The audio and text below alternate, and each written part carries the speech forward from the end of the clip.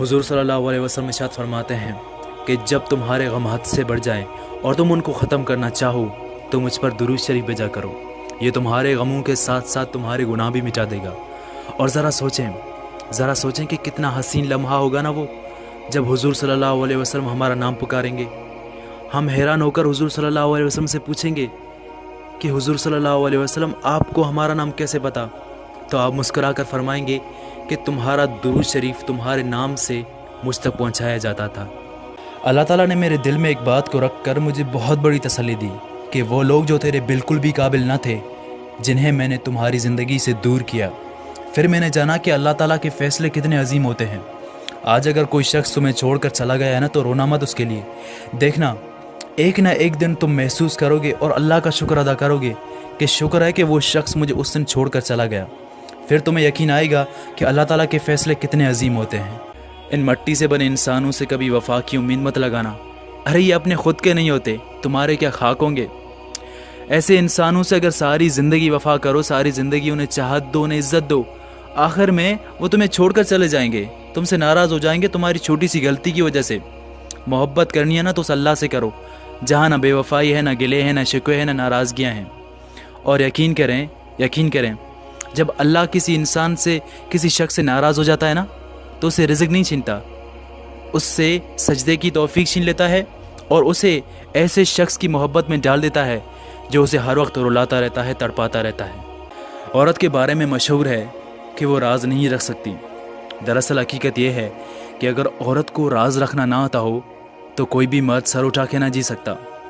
यकीन करे, आज अगर कोई बाप, कोई बेटा, कोई भाई, कोई शौहर किसी बाज़ार में या कहीं भी फ़ख्र से चल रहा है तो उसकी सबसे बड़ी वजह उसकी माँ, बहन, बेटी है, जिन्होंने अपनी इज़्ज़तें महफूज रखी, और बाकी वो औरतें जिन्होंने उनके राज महफूज रखे।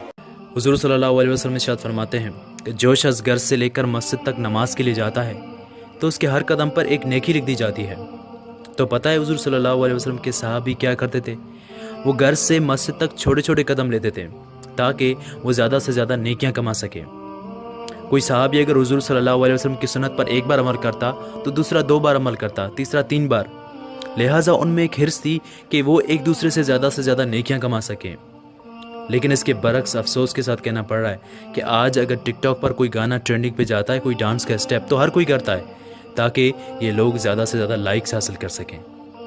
मैं कभी भी किसी लड़की पर लाइन नहीं मारता। इसका मतलब ये हरगिज़ नहीं कि मुझे लड़कियां पसंद नहीं हैं। बस मुझ में इतनी हिम्मत नहीं है, इतना हौसला नहीं है कि किसी शहज़ादी को अपना टाइम पास बनाऊं, क्योंकि मैं भी एक शहज़ादी का भाई हूं और बेटियां और बहनें तो सबकी शहज़ादियां होती हैं। मैं जानता हूं कि आज जैसा करूंगा कल वैसा भरूंगा। अगर आज किसी की माँ, बहन, बेटी को गलत निगाहों से देखता हूं तो कल मेरी माँ, बहन, बेटी को भी देखा जाएगा। देखें, अगर आप आज किसी की माँ, बहन, बेटी को गलत निगाहों से देखते हैं जिस बस में, जिस बाज़ार में, कल आपकी माँ, बहन, बेटी भी उसी बस में गलत निगाहों से देखी जाएगी, उसी बाज़ार में। यह अल्लाह का कानून है जो कभी बदला नहीं करता।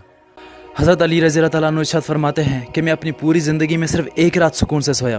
किसी ने पूछा कि वो कौन सी रात थी, तो आप फरमाते हैं कि जब हुजूर पाक सल्लल्लाहु अलैहि वसल्लम ने इरशाद फरमाया कि ए अली, मेरे बिस्तर पर सो जाओ, सुबह सवेरे लोगों की अमानतें लौटा कर मदीने आ जाना, क्योंकि मुझे यकीन था कि मैं सुबह ज़रूर उठूँगा।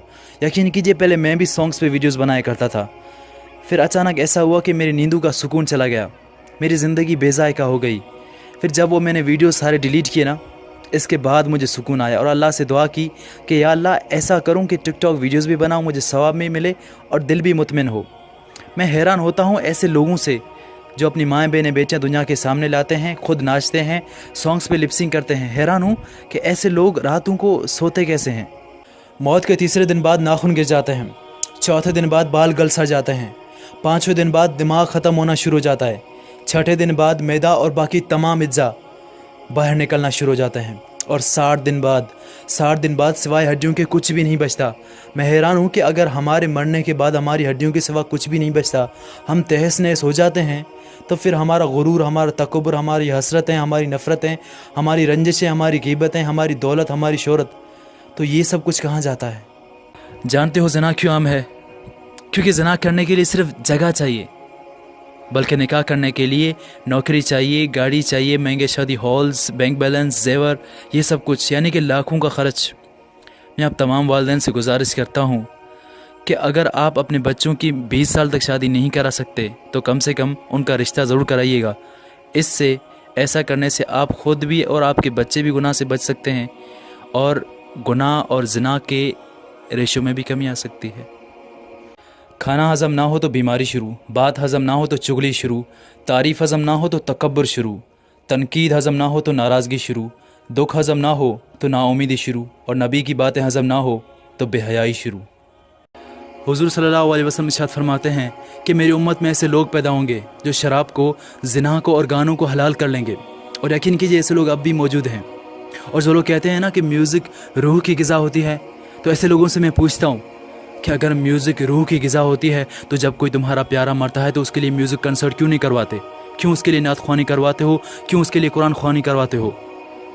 میں نے محبت کا درس ہمیشہ ایک عورت سے سیکھا، کیونکہ بہن کو پتہ ہوتا ہے کہ اس کی بھائی کا کس عورت کے ساتھ چکر ہے، لیکن وہ اسے کبھی بھی غیرت کے نام پر قتل نہیں کرتی اور اس تعلق پر مسکرا دیتی ہے۔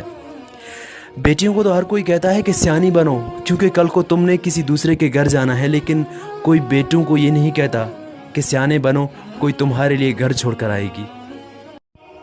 بھائی بچی چیک کر، بچی چیک کر۔ دیکھو بھائی، کبھی بھی کسی کی بہن کو غلط نگاہوں سے مت دیکھو، کیونکہ صرف نظروں کا ہی تو فرق ہے، ورنہ جسم کی بناوٹ تو اپنی بہن کی بھی وہی ہوتی ہے۔ اور یہ بات یاد رکھیں کہ نظریں لوگوں کی بھی ہوتی ہیں اور ماں بہن آپ کی بھی۔ آج اگر آپ ایک بیکاری کو 10,000 روپے دیتے ہیں تو وہ کل سے پھر سے بھیک مانگے گا، اور اگر آپ ایک مزدور کو آج 50 روپے دیتے ہیں تو وہ کل سے اور بھی زیادہ محنت و مشقت کرے گا۔ اسی طرح جب آپ ٹک ٹاک پر ناچ گانے والے ویڈیوز پر لائک دیتے ہیں، ان کو سپورٹ دیتے ہیں، تو وہ اگلے دن اس ٹائپ کی اور بھی زیادہ ویڈیوز بناتے ہیں۔